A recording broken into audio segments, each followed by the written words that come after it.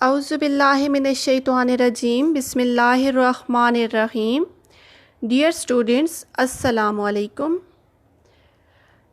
Dear students, جیسا کہ آپ جانتے ہیں ہزارہ اسکول و کالج نے آن لائن کلاسز کا باقاعدہ آغاز کر دیا ہے۔ میں آپ کو آن لائن کلاسز میں خوش آمدید کہتی ہوں۔ ڈیئر اسٹوڈنٹس، اردو کے مضمون میں سبق نمبر 7 ڈرامہ دستک تک آپ لوگ پڑھ چکے ہیں۔ آج میں آپ کو اردو جماعت نہم میں سبق نمبر 8 پڑھاؤں گی۔ سبق نمبر 8 کا عنوان ہے غلام۔ ڈیئر اسٹوڈنٹس، آپ نے سبق کو غور سے سننا ہے۔ اس کے لیے آپ اپنی اردو کی کتاب کو سامنے رکھیں اور لیکچر کو غور سے سنیں اور ساتھ ہی ساتھ سمجھیں۔ پیراگراف نمبر 1 ہے، خدا بہتر جانتا ہے کہ مجھ کو کس غرض کی تکمیل یعنی کس مقصد کو پورا کرنے کے لیے اور کس خیال کو پیش نظر رکھ کر پیدا کیا گیا ہے۔ مجھے تو بظاہر اپنے یہاں آنے کی کوئی خاص وجہ معلوم نہیں ہوتی۔ ہاں، اگر سرکار کے چانٹوں کے لیے کسی گدی کہتے ہیں گردن کا پچھلا حصہ، بیگم صاحبہ کے تماچوں کے لیے تماچوں یعنی تھپڑوں کے لیے کسی گلے کی، صاحبزادے صاحب کی ٹھوکروں کے لیے کسی پنڈلی کی، پنڈلی ٹخنے اور گھٹنے کے درمیانی حصے کو کہا جاتا ہے، اور صاحبزادی صاحبہ کی چٹکیوں کے لیے کسی ہاتھ کی ضرورت تھی، تو میرے پیدا کرنے کے لیے بہت کافی وجوہ یعنی وجوہات موجود تھے، اور شاید اسی خیال سے میری ہڈیاں مضبوط، میرا گوشت سخت اور میری گدی مضبوط بنائی گئی ہے یا رفتہ رفتہ بن گئی ہے۔ یہ پیراگراف اس میں غلام اپنے بارے میں بتا رہا ہے اور کہتا ہے کہ مجھے نہیں معلوم کہ اللہ نے مجھ کو کس مقصد کو پورا کرنے کے لیے اس دنیا میں بھیجا یعنی پیدا کیا۔ وہ کہتا ہے اپنے یہاں دنیا میں آنے کی مجھے کوئی خاص وجہ تو نظر نہیں آتی، لیکن اگر سرکار کے چانٹوں کے لیے، بیگم صاحبہ کے تماچوں کے لیے، صاحبزادے صاحب کی ٹھوکروں کے لیے اور صاحبزادی صاحبہ کی چٹکیوں کے لیے ہی پیدا کیا ہے، تو پھر کافی وجوہات ہیں میرے اس دنیا میں آنے کی۔ تو غلام کہتا ہے شاید انہی تمام باتوں کو برداشت کرتے کرتے میری ہڈیاں مضبوط، گوشت سخت اور گدی مضبوط بنائی گئی ہے یا پھر آہستہ آہستہ ہوتی گئی ہے۔ اس کے بعد غلام نے کیا کہا ہے پیراگراف نمبر 2 میں کہاں پیدا ہوا اور کب پیدا ہوا، اس کا داخلہ قضاء و قدر کے دفتر میں شاید مل سکے، دنیا میں ان واقعات کا پتہ چلنا ناممکن ہے۔ میرے ماں باپ کون تھے، اس کا حال بھی کسی کو معلوم نہیں، اور کیوں کر معلوم ہو سکتا ہے جب باوجود ان کا بیٹا ہونے کے مجھے خود معلوم نہیں تو بھلا دوسروں کو کیا معلوم ہوگا۔ ہاں، اتنا جانتا ہوں کہ جب میں چھوٹا سا تھا اس وقت ایک عورت مجھے گود میں لیے پھرتی تھی، اس کے بعد وہ غائب ہو گئی، اور کسی نے مجھے سڑک کے کنارے ایک مکان میں لا بٹھایا۔ اس کے بعد ہمارے سرکار آئے، کچھ لکھا پڑھی ہوئی یعنی لکھت پڑھت ہوئی، کاغذی کارروائی ہوئی، اور مجھے اپنی گاڑی میں بٹھا کر لائے، یعنی وہ مجھے پھر اپنی گاڑی میں بٹھا کر اپنے ساتھ اپنے گھر لے گئے۔ اس کے بعد کیا ہوا، اس کے بعد اب تک نہ یہ گھر ہم سے چھوٹا اور نہ ہم اس گھر سے چھوٹے۔ یعنی غلام کہتا ہے کہ مجھے یہ نہیں پتا کہ میں کہاں پیدا ہوا، کب پیدا ہوا، اور کہتا ہے کہ اس بات کا علم شاید قدرت کے کارخانے سے ہی مل سکے، دنیا میں میرے بارے میں پتہ چلنا ممکن نہیں ہے، اور دوسرا وہ کہتا ہے کہ میرے ماں باپ کون تھے اس کا بھی کسی کو علم نہیں۔ وہ کہتا ہے دوسرے کیا جانیں گے جب ان کا بیٹا ہونے کے باوجود میں خود اس بات کا علم نہیں رکھتا۔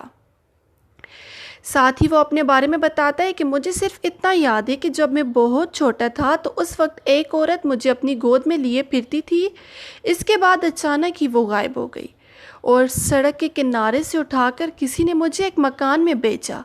وہاں ہمارے سرکار یعنی جن کے گھر غلام خدمت پر آج تک معمور ہے، تو کہتا ہے اس گھر میں ہم آ گئے۔ کیسے غلام کہتا ہے میں اس گھر میں آیا کہ میری کچھ کاغذی کارروائی کی گئی اور مجھے اس گھر تک پہنچا دیا گیا، اور پھر کہتا ہے کہ نہ وہ گھر ہم سے چھوٹا اور نہ ہم اس گھر سے چھوٹے۔ کہتا ہے کہ آتے ہی مارو مار میرے لیے نئے کپڑے سلے اور نہلا دھلا کپڑے پہنا مجھے خاصا اجلا آدمی بنا دیا گیا۔ اجلا آدمی یعنی صاف ستھرا بنا دیا گیا۔ تھوڑی دیر میں دسترخوان بچھا، بیگم صاحبہ نے مجھے بھی دسترخوان پر بٹھا لیا۔ یہ پہلا اور آخری دن تھا جو اس گھر میں مجھے دسترخوان پر کھانا کھانا نصیب ہوا۔ کھانے بڑے مزے کے تھے، میں بھوکا بھی تھا۔ ایسا بے تاب ہو کر گرا یعنی اتنا بے قرار تھا کھانے کے لیے، اور کھانے پر ایسا گرا کہ جب پیٹ تن کر نکارا ہو گیا، یعنی جب میرا پیٹ بہت بھر گیا اور ڈول کی شکل اختیار کرنے لگا، اس وقت کہیں جا کر کھانے سے ہاتھ اٹھایا۔ جس پیٹ میں کبھی آدھی روٹی پہنچی تھی اس میں ملغوبہ بھر گیا، یعنی ملی جلی ہوئی مختلف قسم کی چیزیں اس پیٹ میں چلی گئیں۔ پھر کیا ہوا؟ بدہضمی ہوئی، علاج ہوئے، خدا خدا کر کے اچھا ہوا۔ اس کے بعد میں کھانے میں احتیاط کرتا یا نہ کرتا، ہاں کھانا دینے میں بیگم صاحبہ بہت احتیاط کرتیں۔ گڑتے گڑتے آدھی روٹی پر نوبت آ گئی، حکم تھا کہ میرے سامنے کھا۔ بھلا بڑھتے مہدے کو آدھی روٹی کیا معلوم ہو، لیکن وہاں آدھی روٹی سے پون روٹی نہ ہوئی، یعنی جب غلام کہتا ہے میں نے بے تاب ہو کر زیادہ کھا لیا تو بدہضمی ہو گئی۔ اس کے بعد میرا علاج کروایا گیا، لیکن اس کے بعد بیگم صاحبہ مجھے کھانا دینے میں بہت احتیاط کرتی تھیں اور آدھی روٹی ہی مجھے کھانے کو دی جاتی تھی۔ تو غلام کہتا ہے کہ آدھی سے وہ پون روٹی تک نہ ہوئی، یعنی روٹی کا تہائی حصہ بھی مجھے نہیں دیا گیا۔ پھر بھی میرے بڑ پیٹے ہونے کی شکایت تھی، یعنی پھر بھی سب کو یہ شکایت تھی کہ میرا پیٹ بڑا ہے۔ ان کی ایک لڑکی بس میرے ہی برابر تھی، صاحب خانہ کی ایک لڑکی کا کہتا ہے کہ وہ بھی میرے ہی برابر تھی۔ یقین مانیے گا ہر وقت اس کا منہ چلتا تھا۔ یہ سودے والا آیا، مچل گئی، 2 پیسے لے، کھا گئی۔ کوئی خوانچے والا آیا، بپھر گئی۔ خوانچہ کہتے ہیں ایک تھال میں مختلف قسم کی کھانے کی اشیاء لیے ہوئے اگر کوئی شخص آیا تو تب بھی کھانے کے لیے بپھرنے لگی۔ ایک آنا لے، چٹ کر گئی۔ کاچن آئی، لوٹ گئی۔ کاچن کہتے ہیں سبزی فروش عورت کو۔ 2-4 پیسے کے کچالو ہضم کیے، کھانے پر بیٹھی تو سب سے بعد اٹھی۔ جب دیکھو پیٹ تنا ہوا ہے یعنی بھرا ہوا ہے، دست آ رہے ہیں یعنی الٹیاں آ رہی ہیں، مگر بیگم صاحبہ ہیں کہ کہے جاتی ہیں اے نہ یہ بچی کچھ کھاتی ہے نہ پیتی ہے، آخر کیسے جیے گی۔ ذرا کھانے بیٹھی اور اس موے نے یہ میری طرف اشارہ تھا، گھورنا شروع کر دیا۔ یعنی غلام کہتا ہے کہ انہوں نے میری طرف اشارہ کرتے ہوئے کہا کہ میری بیٹی کچھ کھاتی پیتی ہی نہیں ہے، اور اگر کچھ کھانے بیٹھتی ہے تو یہ کمبخت اسے گھورنا شروع کر دیتا ہے۔ بر رکابیاں دیتی ہوں، یعنی پلیٹیں، رکابیاں پلیٹوں کو کہا جاتا ہے۔ جب بھی تو موے کا پیٹ نہیں بھرتا، مرغی کا معدہ ادھر کھایا ادھر ہضم۔ اب غلام کیا کہتا ہے کہ نظر وزر لگانا مجھے آتا نہیں، ہاں یہ ضرور ہے کہ گھورنا اکثر میرے لیے مفید ثابت ہوا ہے۔ شروع میں تو میری یہ حالت تھی کہ کسی کو کچھ کھاتے دیکھا اور الگ ہٹ گیا۔ کوئی اللہ کا بندہ یہ بھی خیال نہیں کرتا تھا کہ اس معصوم اور لاوارث بچے کو کچھ دو، آخر کہاں تک دل مارا جاتا ہے۔ میں نے بھی رنگ بدلا، جہاں کسی نے ذرا منہ چلایا اور میں نے گھورا، ادھر میں نے گھورا، ادھر میں نے گھورا اور ادھر مجھ پر صلواتیں پڑھنی شروع ہوئیں۔ یعنی کہتا ہے میں نظر تو نہیں لگاتا، شروع میں کوئی کھاتا تو میں الگ تھلگ بیٹھ جاتا، لیکن مجھ پر کبھی کسی کو ترس نہیں آیا تھا، کبھی کسی کا دل نہیں چاہا کہ وہ مجھے بھی کچھ کھانے کے لیے دے دے۔ تو کہتا ہے کہ پھر میں نے ایک طریقہ اختیار کیا کہ میں جیسے ہی کوئی کھانا کھانے بیٹھتا اسے گورنے لگتا۔ تو کہتا ہے جیسے ہی میں گورتا تو جو کھانا کھا رہا ہوتا وہ مجھے گالیاں دینا شروع کر دیتا، مگر تھوڑا بہت یاروں کے حصے میں آ ہی گیا۔ لیکن کہتا ہے کہ یہ گورنا میرے لیے مفید ثابت ہوا کہ میں جیسے کسی کو گورتا تو کچھ نہ کچھ حصہ مجھے مل جاتا۔ اس کے بعد کیا ہوا، ہوتے ہوتے میری نظر کا شہرہ ہو گیا، یعنی میری نظر کا چرچا ہو گیا۔ ایک دفعہ میں نے بہت گورا تھا مگر کسی نے مجھ کو کچھ نہیں دیا تھا۔ خدا کا کرنا کیا ہوتا ہے کہ اس کا سارا کھایا جوں کا توں نکل گیا اور میری نظر لگنے کا اثر سمجھا گیا۔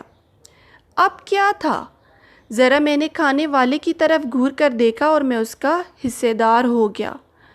غرض نتیجہ یہ ہوا کہ دنیا کی کوئی نعمت نہ تھی جو گھر میں آتی ہو اور اس میں سے تھوڑا بہت مجھے نہ مل جاتا ہو۔ یعنی غلام کہتا ہے کہ گورنا میرے لیے اتنا مفید ثابت ہوا کہ گھر میں آنے والی ہر نعمت کا میں حصے دار بن گیا۔ اس کے بعد کہتا ہے خیر کام سے تو ہم نہیں گھبراتے، مگر ہر وقت کی مار پیٹ ذرا بری معلوم ہوتی ہے۔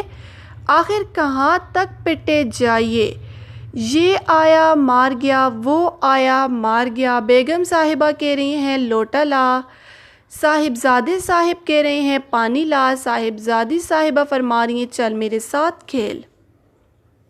یہ کہہ رہا ہے ادھر آ، وہ کہہ رہا ہے ادھر، یہ کہہ رہا ہے ادھر آ، وہ کہہ رہا ہے ادھر جا۔ یعنی کہتا ہے کہ کام کرتے ہوئے میں نہیں گھبراتا، لیکن ہر وقت کی مار پیٹ اب اچھی نہیں لگتی۔ آخر کہاں تک مار کھاؤں، کہتا ہے یہ آیا مار گیا، وہ آیا مار گیا، کوئی اپنے کام کا کہہ رہا ہے، کوئی کس کام کا کہہ رہا ہے، تو میں کیا کرتا۔ آخر آدمی نہ ہوا گن چکر ہو گیا۔ یعنی کہتا ہے کہ میں کوئی آدمی نہیں، ایسے لگتا ہے جیسے چکر کھانے والا ہو گیا، گردش کرنے والا ہو گیا۔ تو کہتا ہے ان لوگوں نے، گھر والوں نے مجھے نادان اور بیوقوف سمجھ رکھا ہے، جو مجھے ہر کوئی آتے جاتے مارتا ہے یا پھر اپنے کسی نہ کسی کام کا حکم دیتا ہے۔ جس کا حکم نہ مانو وہی مارے، اور حکم مانو تو کیوں کر مانو، بھلا 3 کام ایک آدمی کیوں کر کرے۔ آخر میں نے بھی بے حیائی کا جامہ پہن لیا، یعنی کہتا ہے میں نے بھی بے حیائی کا لباس اوڑھ لیا۔ پٹنا قسمت میں لکھا ہے تو یوں ہی صحیح، یعنی کہتا ہے مار اگر میری قسمت میں ہے تو یہی ٹھیک ہے، یوں بھی پٹنا ووں بھی پٹنا، پھر کام کر کے اپنے آپ کو مفت میں کیوں تھکائیں۔ نکمے کا خطاب ملنا ہے تو ملنے دو، برا بھلا کہتے ہیں تو کہنے دو، اس کان سنو اس کان سے اڑا دو، آپ ہی بک بک کر تھک جائیں گے۔ اب یہ غلام کی دوسری ترکیب تھی، یعنی وہ کہتا ہے کہ اب میں کیا کروں گا کہ کسی کی بات کو سنوں گا ہی نہیں، توجہ نہیں دوں گا، بولنے والا بول بول کر تھکے گا تو خود ہی چپ ہو جائے گا۔ یہ چال بھی گھورنے کی طرح کامیاب ہوئی، سب چیختے چلاتے، مگر میں ٹس سے مس نہ ہوتا، یعنی مجھ پہ کوئی اثر نہ ہوتا بات کا۔ جہاں کسی نے ذرا ہاتھ لگایا اور میں نے اس زور سے چینخ ماری گویا کسی نے گلا گھونٹ دیا ہے۔ کبھی کسی نے میری اس ترکیب کو دیکھ لیا تو راز کھل گیا، نہیں تو مارنے والا خود گھبرا گیا، دوسروں نے غل مچایا کہ اے یعنی شور مچایا، لونڈے کو مار ڈالا۔ کبھی تو مارنے والے صاحب مجھ سے زیادہ پٹ گئے اور کبھی ڈانٹ ڈپٹ ہو گئی، مگر ہم کام سے بچ گئے۔ مگر بابا ہر فرعون را موسیٰ، یعنی اس سے مراد کیا ہے کہ ہر فرعون کے لیے کوئی نہ کوئی موسیٰ ہوتا ہے۔ اس سے مراد یہ ہے کہ جب کوئی اپنے آپ کو زبردست سمجھنے لگے تو اس سے بڑھ کر بھی کوئی زبردست ہو سکتا ہے۔ یہاں پر بھی یہی بات بتائی گئی ہے کہ غلام اپنے آپ کو بہت مکار سمجھنے لگ گیا تھا. وہ یہ سمجھنے لگ گیا تھا کہ وہ سب کو دھوکہ دے سکتا ہے، مگر چھوٹی صاحبزادی صاحبہ کچھ مجھ سے زیادہ تیز تھیں، خود ہی مجھے مارتیں اور خود ہی رونے بیٹھ جاتیں. یعنی جو صاحب خانہ کی بیٹی تھی ان کے بارے میں کہتا ہے کہ وہ کچھ مجھ سے زیادہ ہی تیز تھی، چالاک تھی. وہ کیا کرتی کہ مجھے مارتی اور خود رونے بیٹھ جاتی. بھلا ان کے مقابلے میں مجھ بیچاری کی کیا ہستی تھی، الٹی مجھ پر ہی لے دے ہوتی. غرض اس لڑکی کے ہاتھوں ناک میں دم آ گیا، مگر میں بھی بدلہ لیے بغیر تھوڑا ہی مانتا تھا. مارنے کی تو ہمت نہ ہوتی تھی. ہاں، کبھی بیگم صاحبہ ان پر خفا ہوتی تو میں بھی الٹی سیدھی بہت کچھ لگاتا. مہینہ بھر پہلے کی باتیں یاد دلاتا. اگر قسمت نے یاوری کی یعنی ساتھ دیا تو کام بن گیا اور صاحبزادی صاحبہ کی خوب کندی ہو گئی، نہیں تو لطراپے کا الزام لگا. بیگم صاحبہ نے بیٹی کا غصہ بھی مجھ پر اتار لیا. جمعہ کے جمعہ ہماری ٹانٹ گونٹ کر باجرے کا پیڑا بنا دی جاتی تھی. ذرا بالوں کی کھونٹیاں نکلیں اور اس طرح پھرا. اس طرح کا پھرنا قیامت ہوتا تھا. جس کے پاس سے نکلے اس نے چانٹا رسید کیا. کچھ گٹی ہوئی ٹانٹ پر چانٹا ایسا پڑتا کہ سبحان اللہ چھینٹیں اٹھ جاتی ہیں. مارنے والے کو تو مزہ آتا ہو، میرا تو بعض وقت سر بنا جاتا. اور تو اور بڑے سرکار بھی مذاق میں چلتے چلتے ایک دو چانٹے ضرور رسید کر دیا کرتے تھے. یعنی کہتا ہے کہ ہر جمعہ کے جمعہ ہمارے سر پر اس طرح پھیرا جاتا، یعنی گنجا کیا جاتا. تھوڑے سے بال نکلتے تو گنجا کر دیا جاتا. اس کے بعد کیا ہوتا کہ گھر والے جو کوئی پاس سے گزرتا گنجے پر چانٹا رسید کرتا یعنی تھپڑ مار جاتا. تو کہتا ہے اس سے میرا سر بھنا جاتا تھا، چکرا جاتا تھا. بے شک مارنے والوں کو مزہ آتا ہو، لیکن مجھے خاصی تکلیف اٹھانا پڑتی تھی. کہتے ہیں باپ پر پوت پتا پر گھوڑا، بہت نہیں تو تھوڑا تھوڑا. اس کا مطلب کیا ہے کہ ہر شخص میں کچھ نہ کچھ خاندانی اثر ضرور ہوتا ہے. تو غلام بھی کہتا ہے کہ مجھ میں بھی خاندانی اثر تھا. میرا باپ بھی شاید کوئی چور تھا، کیونکہ جہاں میں نے کسی اچھی چیز کو دیکھا چرانے کو جی چاہا.